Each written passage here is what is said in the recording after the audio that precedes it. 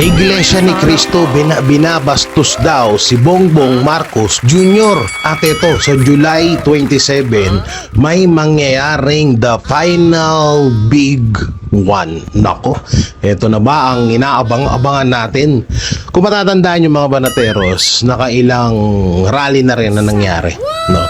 Nakailang rally na rin ang nangyari at patuloy ang panawagan ng taong bayan na ipakulong ni Marcos Jr. yung mga kawatan na talagang maraming ebidensya na ipinapakita na sila ay kawatan, at huwag ipakulong yung mga taong lumalaban sa korupsyon. Kaso mga banateros, hindi nga sinunod yun ni Marcos Jr. Sa halip ay ipinakulong pa si Marcoleta, si Jingoy Estrada at may mga ipapakulong pang mga senador. So ngayon dito natin malalaman kung eto na ba talaga yung pinaka-inaantay natin na katapusan na ng korupsyon sa bansang Pilipinas. At ngayon mga banateros nga ay may mga pahayag etong mga bayarang vlogger at pinupukaw or hinihimok ang taong bayan na palabasin na etong Iglesia ni Cristo ay sobra daw bastos. Sobra daw bastos sa pamahalaan dahil etong mangyayaring anniversary ng Iglesia ni Cristo ay sasabay ata dito sa mangyayaring SONA ni Marcos Jr. Alam niyo, sa totoo lang, hindi na inahabangan ng taong bayan yung SONA kasi nakadalawang or pangatlo, hindi ko kita mo, hindi ko na matandaan kung ilan ang huling SONA ni Marcos, 'di ba? Nakailang SONA na si Marcos Jr. At talagang alam mo 'yon, yung lumabas lang nakatawa-tawa. Doon pa nga sa mga SONA ay sinabi niya na ang kakapal daw ng mga mukha ng ibang mga politiko dahil tawag dito dahil pera daw ng taong bayan yung mga ninanakaw nila, pero ni isang congressman wala man lang siyang pinakulong. Siguro may papakulong siya, baka kamag-anak pa rin ng mga Duterte or kapanalig pa rin ng mga Duterte yun. Ngayon pinapalabas ng mga vlogger na itong Iglesia ni Cristo ay sobra daw bastos, sobra daw walang niya, wala daw respeto sa Pangulo. Wait, paano naging bastos ang Iglesia ni Cristo? Ilang beses na nga silang nanawagan kay Pangulong Bongbong Marcos na i-stop yung impeachment na yan at panagutin ng mga korap sa bansang Pilipinas. Anong ginawa ni Marcos Jr.? Pinakinggan ba yon? Alam nyo, tigil-tigilan nyo kami sa mga ganyan nyo Puta na, parang Iglesia pa ni Cristo ngayon yung bumabastos sa administrasyong Marcos. 'Di ba? Alam nyo, yung KOJC, Iglesia ni Cristo, ay binabastos ngayon ng mga vlogger. No? Ano ba yung pinaglalaban ng KOJC at ng Iglesia? Pinaglalaban nila is proteksyonan ng pera ng taong bayan, huwag mapunta sa mga politikong pangsarili lamang yung kanilang iniisip, at huwag nakawan ng taong bayan at ilahad ang kanilang hinanaing. So anong masama doon? Sa totoo lang, walang masama doon sa ginagawa ng Iglesia ni Cristo. Kaya kayong mga bayarang mga vlogger, ayoko na magmura sa totoo lang, ayoko na talaga magmura, pero mga ina nyo kauna-unahan ng magulang nyo, sama na natin magulang nyo, total ganyan din naman, diba ganito kayo mag-vlog pero hindi ko gagayahin yan, sorry, no? So alam nyo, ang KOJC at ang Iglesia ni Cristo ay ang panawagan lamang ng mga yan ay transparency at accountability. Nabubulol pa ako doon, 'di ba? So yan lang, napaka-basic lang ng kanilang hinihiling na hindi maibigay-bigay ni Marcos Jr. Bakit? Kasi siya ang mastermind. At about naman doon sa sinasabing tawag dito sa sinasabing etong Iglesia ni Cristo ay binabastos ang Pangulong Bongbong Marcos, isang malaking katarantaduhan yon. Bakit? Nauna pa ba si Marcos Jr. maging presidente kesa sa Iglesia ni Cristo? Taon-taon nilang ginaganap yan Yung anibersaryo na magaganap, taon-taon yan. O baka naman kinakabahan kayo dahil alam naman natin kung gaano kadami kapag nagtipon-tipon ng Iglesia ni Cristo, kapag sila ay nagkaroon ng anibersaryo, sobrang dami nila.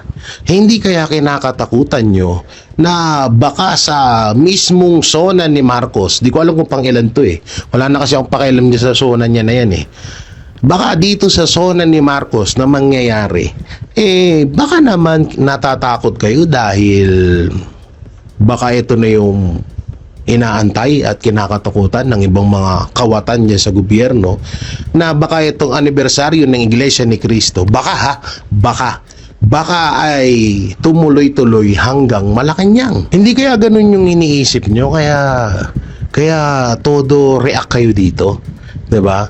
Kasi hindi pa naging pangulo si Marcos Jr., may ganitong pagtitipon na ang Iglesia ni Cristo. So bakit parang kasi mga banateros kung papansinin nyo yung galawan ng mga vlogger na patuloy na halos isa lang no? Talagang aminado kang naka-script Ang malupit dito alam mo yun na talagang pinupukpok nila ng gusto itong iglesia, na kahit alam naman nila na taon-taon na ginaganap itong anibersaryo ng relihiyon na to. 'Di ba? Minalaglag pa dun. Sa totoo lang dapat nga dapat nga kabiliban nyo itong dalawang relihiyon na talagang nakikita nating lumalaban sa korupsyon. Etong Iglesia ni Cristo at KOJC. Yang dalawang relihiyon na lang ang talagang maituturing nating kakampi natin.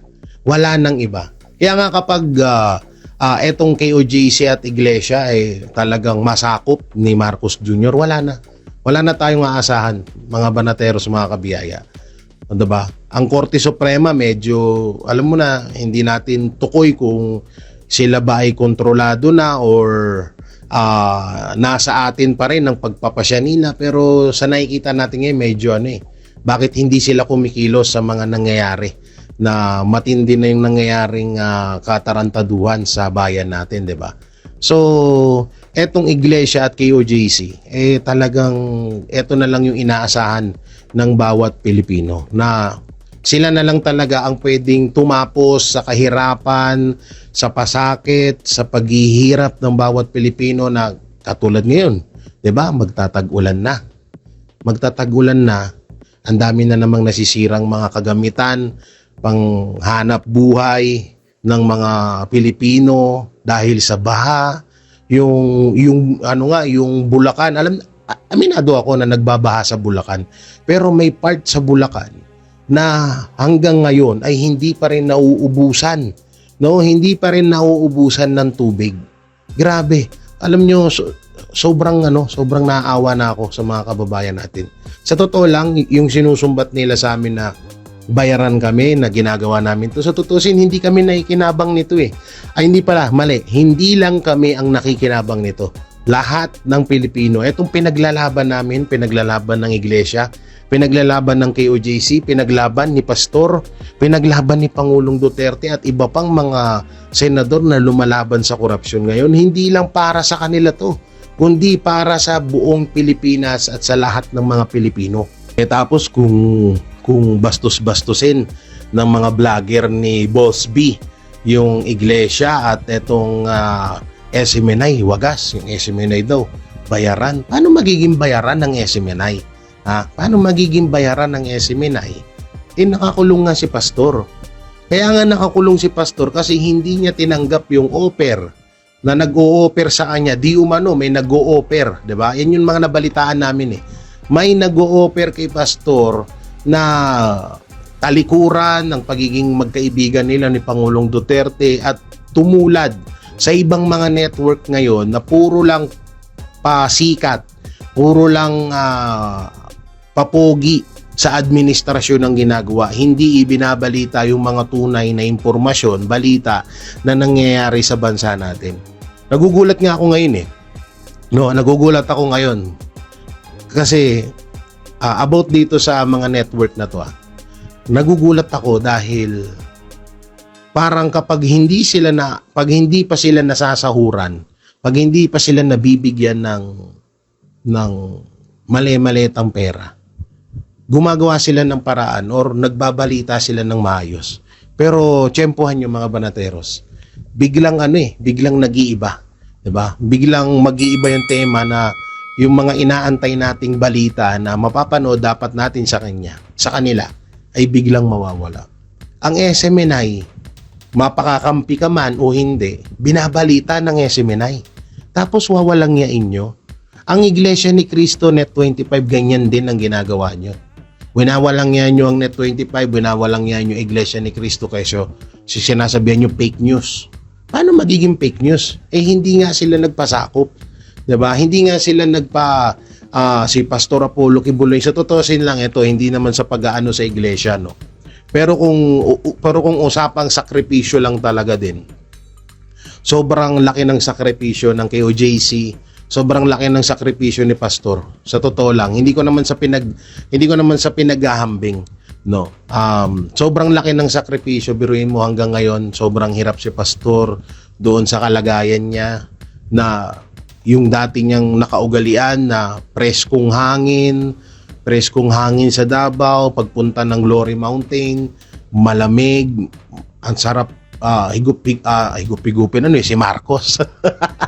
ang sarap huminga, no, mag-inhale, exhale ka doon sa Glory Mountain dahil sobrang talagang mananalaytay sa lalamunan, sa buong katawan mo yung klima na sobrang sarap, sa Prayer Mountain na nakaka-relax. Pero nasan siya ngayon? 'Di ba? Nasan si Pastor ngayon? Nasa kulungan. Sobrang hirap ng kalagayan ni Pastor. Sobrang walang-wala yung dati niyang nakaugalian. Hindi dahil deserve niya 'yon, Hindi dahil totoo yung mga ikinaso sa kanya. Hanggang ngayon wala pa rin patunay. Hanggang ngayon wala pa ring ebidensya na may ilalabas. Hanggang ngayon hindi na napag-uusapan 'yan, hindi na naibabalita. 'Di ba? Asan na yung sinasabi nilang ebidensya labang kay Pastor? Yung isang witness nga umamin na binabayaran siya ni Risa Ontiveros. Dapat doon pa lang umaksyon na si Bongbong Marcos. Dapat doon pa lang ipinakulong niya etong si Risa Ontiveros dahil nagbabayad ng mga witness. Etong dalawang relihiyon na nga lang yung kakampi natin, 'di ba? Wawalang yain nyo pa. No, etong dalawang relihiyon na nga lang talaga yung nagsasakripisyo. No, diamak, siyempre kung about sakripisyo naman, diamak na mas talagang grabe ang sakripisyo ng KOJC, no. Talagang alam naman natin yung ginawa sa kanila, yung pangbabastos, panghahamak at pagpapakulong sa pastor nila, sa kanilang leader na si Pastor Apollo Kibuloy, di ba? So ngayon, ang ginagawa kasi ng ibang vlogger, below the belt na yung mga pinagsasabi, below the belt na yung mga ibinabalita mapatungkol sa KOJC at sa INC.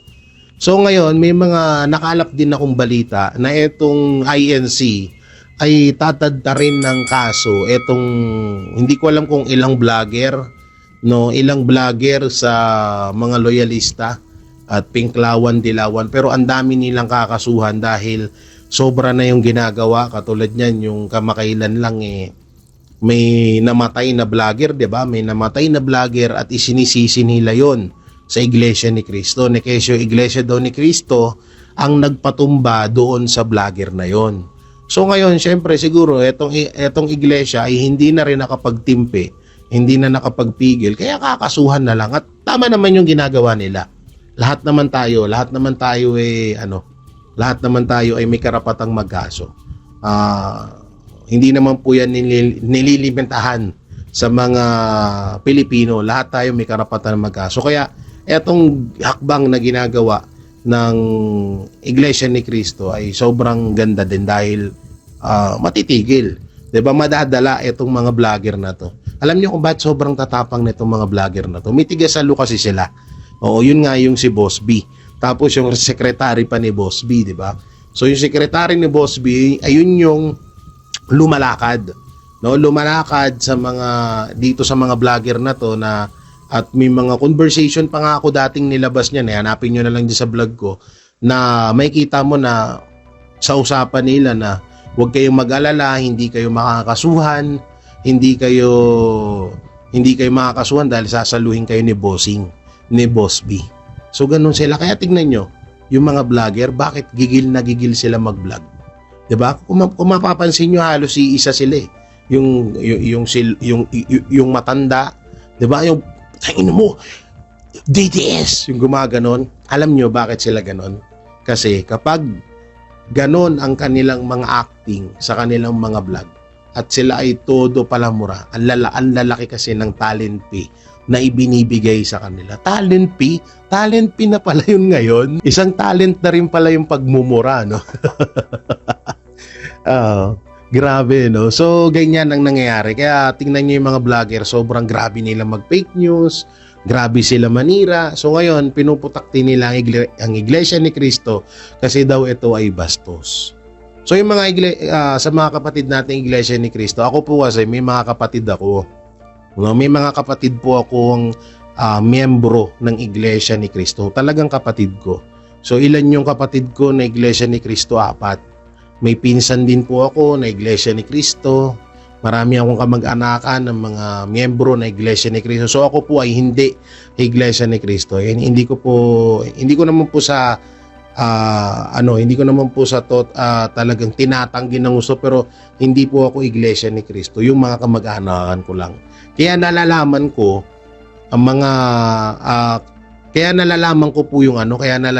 tong mga ganitong impormasyon. Hindi naman din dahil sa sinasabi ng ng mga kamag-anakan kong iglesia.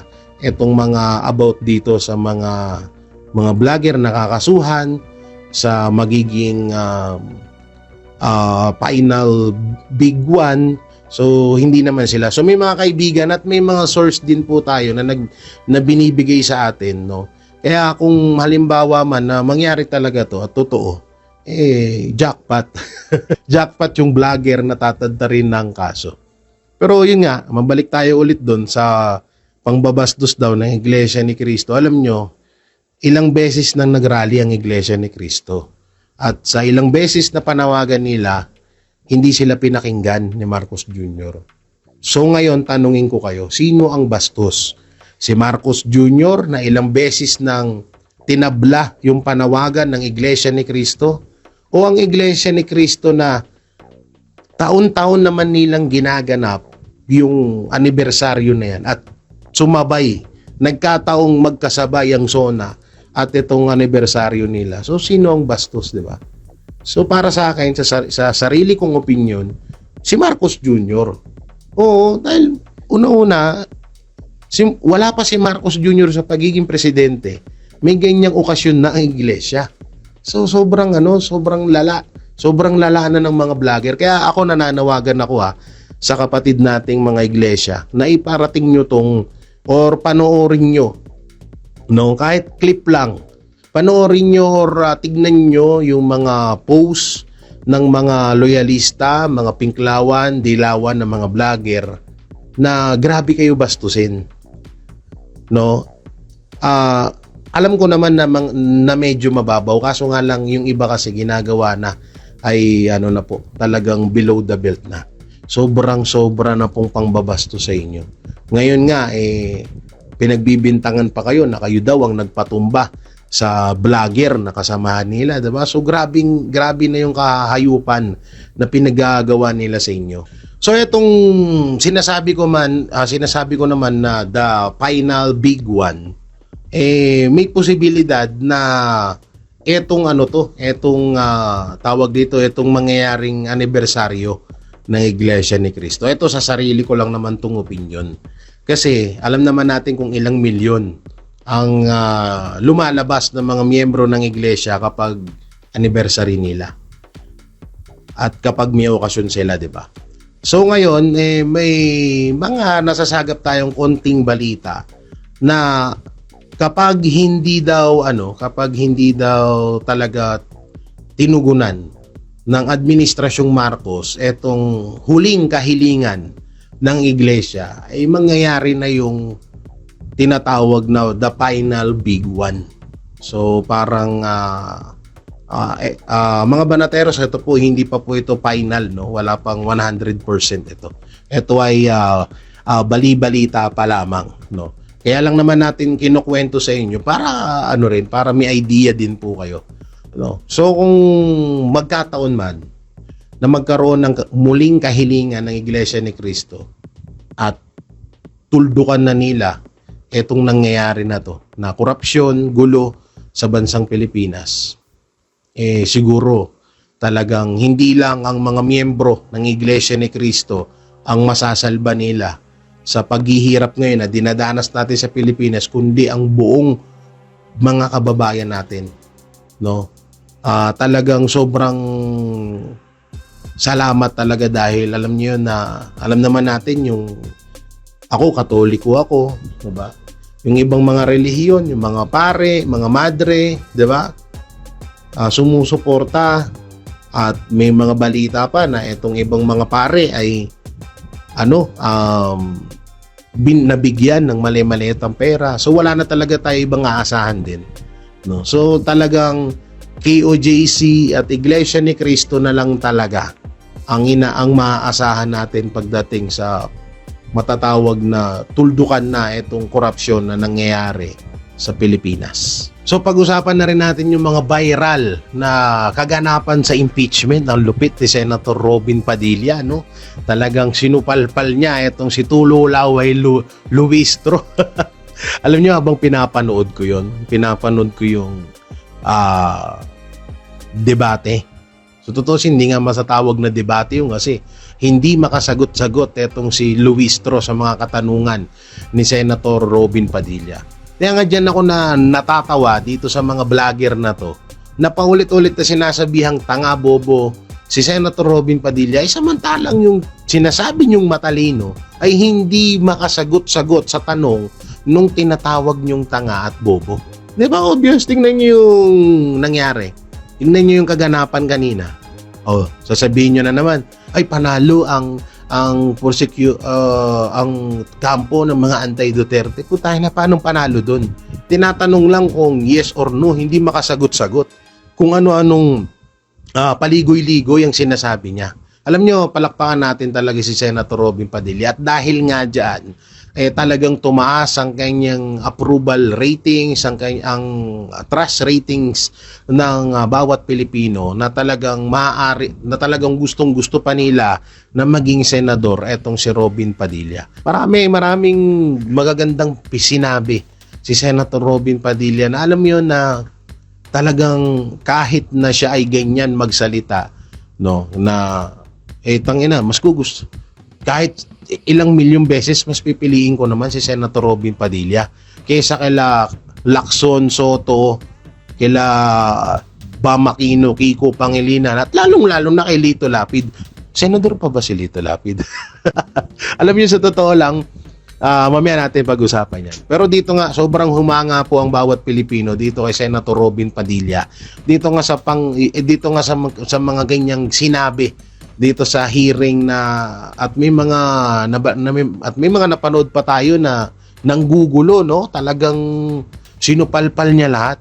Ito talaga dapat ang senador na talagang dapat hinahalal natin sa bayan, dahil itong mga ganitong mga senador ang kailangan ng bayan, may bayag at may malasakit. Ganyan, 'di ba? Hindi sasabihin niyo bobo si Senator Robin Padilla, halos bakit? Si Sandro Marcos, 'di ba sobrang talino niyan? O bakit siya ang tinaguri ang pork barrel king? Pinakabatang pork barrel king, pinakamayamang politiko sa taon na to. Pinakakorap na politiko sa taon na to. Halos lahat ho ng mga mayayaman, ayan yung isa sa mga kawatan sa bayan natin. Ngayon, kung ano man yung nakikita nyong porket hindi nag-i-English, porket hindi masyadong maganda yung kanyang pronunciation sa mga English, sa mga Tagalog, sabihan nyo na agad ng bobo. O ngayon, sa ginawa kanina, Luistro versus Robin Padilla, sino ang naging bobo? Ba si Luistro? Hindi niyang masagot-sagot yung mga katanungan ni Senator Robin Padilla. Kaya doon pala, mabalikan natin yung vlogger na nagbabanta na ipapabaril niya daw si Senator Robin Padilla. Sige, ituloy nyo. Ituloy nyo. Hindi dahil sa galit ako kay Senator Robin Padilla, gawin nyo para malaman nyo kung gaano ang galit ng mga Muslim. Kung kung gaano magalit ang mga Muslim, mga kapatid na Muslim. Subukan nyo lang. Alam nyo, kauna-unahan ata, kung di ako nagkakamali, kauna-unahang senador na Muslim si Senator Robin Padilla. Kung hindi ako nagkakamali, correct nyo na lang ako dyan sa comment section. Tapos, dahil hindi mo gusto yung kanyang pahayag, dahil hindi siya katulad ni Luis Tro na ang galing mag-English, ang galing ng pronunciation sa mga English, bobo na agad, ipapabaril mo na agad. Subukan mo, doon sa vlogger na pinagbabantaan si Senator Robin Padilla na papatayin niya o ipapapatay niya, dapat aksyonan ng mga kapatid nating mga Muslim yan. Gaganyan-ganyanin lang kayo ng mga vlogger ni BBM? Gaganyan-ganyanin lang kayo ng mga vlogger ng mga bayaran? Isang malaking kabastusan sa inyo yan. 'Di ba? Hindi nyo dapat inotolerate at hindi nyo talaga dapat itolerate yan dahil below the belt na yung pinaggagawa nila. Kaya ako sa inyo, aksyonan nyo yan mga kapatid natin mga Muslim para hindi maulit at hindi rin gayahin yan ng iba pang mga tulongges na mga vlogger. Ito, isa pang napag-uusapan ngayon. Isa sa mga kasamahan ni Tito Soto ang talagang supporters ng mga Duterte. Walang iba kundi itong si Raisa May Dizon ng Itbulaga. So ngayon, itong si Raisa May Dizon, alam naman natin, nakasama ito ni Tito Soto sa show na Itbulaga at alam ko yon dahil isa din ako sa mga naging defender ng Tito Vic and Joey nung panahon na nag-away or nagtalo-talo ang Halusus Brothers at ang TVJ sa prangkisang Itbulaga. At alam niyo yan, may mga supporters ako na nakakaalam niyan. Ngayon, eto po. Etong si Raisa May Dizon ay pinuputakte ng mga ng mga loyalistang iilan lang naman. Hindi naman sobrang dami, iilan lang na nakitang nakapollow dito kay Kitty Duterte. Alam nyo, hindi nyo dapat sisihin, hindi nyo dapat bastusin yung mga artistang sumusuporta sa mga Duterte, no? Katulad ng mga nakaraan lang, etong si Joshua Garcia nakitang nag-share ng video about kay BP Sara sa impeachment. So napakaganda naman, ang masama pa dito, ang ganda nung pahayag nung video na yon na isinare ni Joshua Garcia na ikinagalit nitong mga vlogger ni BBM. Butay na, grabe nga issue ngayon eh. Sabi nila, issue bakla daw si Joshua. Alam nyo, paulit-ulit na lang yan kay Banat Bay, ganyan din ang sinasabi kay Coach Oli. So kapag galit sila, talagang gagawang kanila ng kwento, ng istorya na hindi mo talaga makakain. Katulad ko nga lang ngayon eh.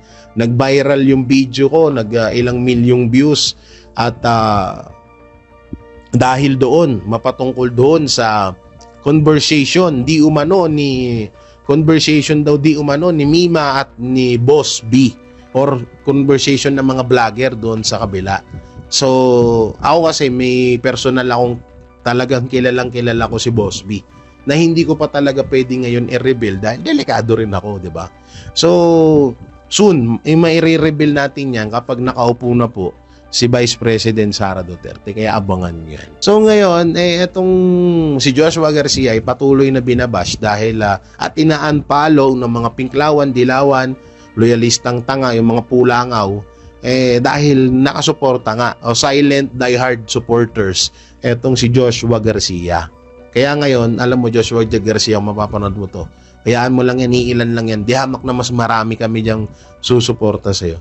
So ngayon, inuunahan ko na rin itong mapatungkol kay Raisa May Dizon. Kasi itong kay Raisa May Dizon nga, ay nahuli siya or nakita na nakapalo siya kay Kitty Duterte. Alam nyo, pati ba naman yung pagpalo ng artista sa mga Duterte, pinapakailaman nyo?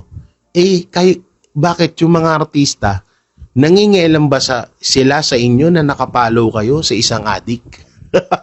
'Di ba? Nakasuporta kayo sa isang adik, nakapalo kayo sa isang adik, sa isa sa mga leader ng sindikato dito sa bansang Pilipinas. Nagreklamo ba sila? Hindi sila nagrereklamo, 'di ba? So hayaan nyo sila. Kahit na itong si Raisa May Dizon, basta baka sabihin nyo, bakit kayo mga DDS nung nagsalita sa Angel Locsin? binanatan nyo. Natural. Ang pangit ng sinabi niya eh.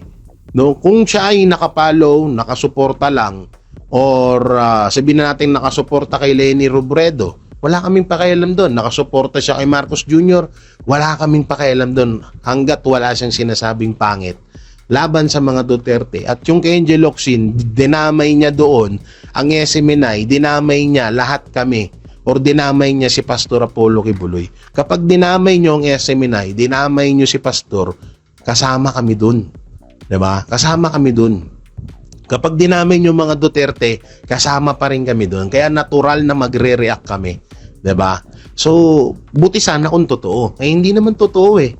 Diba? At saka, o nga pala, Angel Locsin, kung gusto mong matutunan at maliwanagan kung paano naging adopted son si Pastor Apollo Kibuloy, gusto mo samahan kita para o kaya ako na lang magano sa'yo, ako na lang magturo sa'yo, ako na lang magturo sa'yo para para maliwanagan ka. Masyado na sigurong nilulumot yung utak mo. Ngayon mga banateros, wala tayong problema doon hanggat wala silang sinasabi. Marami naman diyang artista na hindi sumusuporta sa mga Duterte, pero hindi sila nagsasalita ng against sa mga Duterte, pero hindi sila sumusuporta sa mga Duterte. Nakita nyo bang binanatan namin sila? Hindi namin sila binabanatan. Depende na lang kung may isang artista na panaybanat sa mga Duterte at sa kay Pastor at sa iba pa, doon talaga kami babanat. Ngayon, itong si Raisa May, nakapollow lang naman kay Kitty Duterte, hayaan nyo na. Una-una, bata yun. Diba? Natural na kung sino yung mga nagugustuhan niyang mapanood, kung sino yung gusto niyang tao, ipapollow niya. So, kailangan ko kontrolin niyo yun. Ano kasi Professor X? Diba? So, ganyang kakitid ang utak ng mga tanso vlogger. Wala tayong magagawa eh. Sa totoosin lang talagang karma na lang talaga or antayin na lang talaga natin yung time para pagbayarin din nila. Alam nyo, isa din sa gusto kong i-request kay VP Sara Duterte na kung sakali man na matapos na to at maging presidente na siya, ay panagutin niya rin tong mga vlogger na tumanggap ng pera na galing sa kaban ng bayan. Hindi po pwedeng baliwalain lang to kasi gagayahin at mauulit pa rin. Sabi nga ni Pangulong Duterte, ang mga Pilipino hanggat hindi mo dinadala, hindi natututo. Kaya dapat matutunan nila na pagdusahan din nila kung ano yung sarap ng buhay nila sa pera ng taong bayan. Mapunta naman tayo doon kay Attorney Matibag na sinasabi ng mga loyalistang tanga na hindi daw kayang tibagin ng defense team ni Vice President Sara Duterte. Ayun, nagmukhang tanga. Tinatanong lang siya kung alam niya yung batas, hindi niya masagot-sagot. Kasi sa totoo lang, sobrang wala akong personal na galit kay Attorney Director Matibag. Wala akong personal na galit. Alam ko naman din na sumusunod lang siya sa kautusan. Pero yung tipong magbida-bida ka, maging parang feeling mo, sikat ka, feeling mo, sa'yo nakatuon ng atensyon ng taong bayan, yun ang pangit doon. No? At ang masaklap pa dito, ang laki ng expectation ng bawat BBM vlogger kay Attorney Matibag na kabaliktaran ang nangyari. Alam niyo mo, pinapaload ko. Sabi ko, tapos isa pa yung grabe yung hinga niya, no? Grabe yung hingal niya. Alam mo, Attorney Matibag, kung mapapansin yung mga banateros, ako po ay may leeg na. Hindi po dahil nagtuturok ako ng kung ano-ano dyan, hindi ko po kailangan gumastos ng napakalaking pera para lang sa pagpapayat. Ako po ay ilang beses na mong lumobo ng sobra at kinayanan ko pa rin magpapayat. So, alam mo, Attorney Matibag, iwasan mo na yung kanin. Iwasan mo na din yung panay, panay alak. Lalo't bote pa na, lalo't Red Doors at beer pa yung binabanatan mo. Okay lang sana yung wine, yung hard. Ako kasi ang iniinom ko ng alak is hard. Pero masama pa rin yun. Pero kahit pa paano, mas dihamak na mas masama yung mga beer, no? Grabe. Naririnig niyo yung hilik, yung hininga ni Atty. Matibag na sobrang, hindi ko alam kung siya ba ay kabado, siya ba ay na-tense, o baka nga sa sobrang kaba, kaya sobrang hingal na hingal siya. Pero hindi yun ang issue. Ang issue dito ay wala pa ring binatbat si Atty. Matibag, si NBI Director Atty. Matibag sa defense team ni Vice President Sara Duterte. Sa 25 years niyang pagiging lawyer, kinain siya ng isang lawyer na naging lawyer sa loob ng 10 taon pa lamang. So ibig sabihin, lamang siya ng 9 years na experience sa pagiging lawyer kaysa doon sa defense team lawyer ni Vice President Sara Duterte. Grabe, no? Doon niya bang pinapanood ko, sabi ko, ang lupit nitong mga halimaw. Halimaw, kaya diba, kung matatandaan nyo, in-issue dati ito. In-issue dati ito itong ganitong about dito sa defense team na kung wala daw pera ang mga Duterte, bakit daw matitindi or bakit daw ang daming lawyer, 'di ba? So naglabasan ng ibang mga lawyer at pwede namin paglaban si BP Sara sa walang bayad. So maraming gumanon. Yun pala, ngayon ko na-realize na bakit binabakbakan nila na wala pa etong mga lawyer ni BP Sara. Kasi sobrang gagaling pala na hindi talaga kayang tibagin ni kahit ni Atty. Matibag. Kaya pala dati mga banateros, no, napapaisip ako, wala pa naman yung impeachment. At hindi pa natin kilala yung defense team ni BP Sara. Although si Atty. Michael Pua talagang napapanood at nakikita na natin, pero yung iba na mga lawyer ngayon na talagang kinakahangaan natin, na hindi pa natin nakikita yung mga mukha at yung ano yung estilo na ginagawa nila. Pero ngayon ko na-realize na bakit kaya pala binabanatan na nila nung una pa lang, kasi nga papalamunin sila ng alikabok nitong mga to. Ngayon gets ko na, no. So grabe, no, talagang pero alam nyo, nakakalungkot lang kasi yung impeachment na yan ay ginagastusan ng 25 million to 70 million per hearing. Diba? Ay kung yung 25 million na ilalaan yan sa patrabaho sa bawat Pilipino or naitutulong sa bawat Pilipino, ang dami sanang makikinabang yan, pero tingnan mo lang, nagagastos lang sa wala diyan sa impeachment. No, talagang useless talaga yung impeachment na yan. At kung halimbawang impeachment lang, at nakakatawa pa nga dyan, 125 million ang binibintang nila kay BP Sara, pero bilyon ang ginagastos nila sa impeachment. At ang malupit pa dyan, nakapokus sila kung bakit daw ipapapatay ni BP Sara Duterte si Lisa, si BBM at si Martin Romualdez. So ganun. Tapos sasabihin nila para daw sa Pilipinas. Ulol, paano para sa Pilipinas? Pinagsasabi nyo.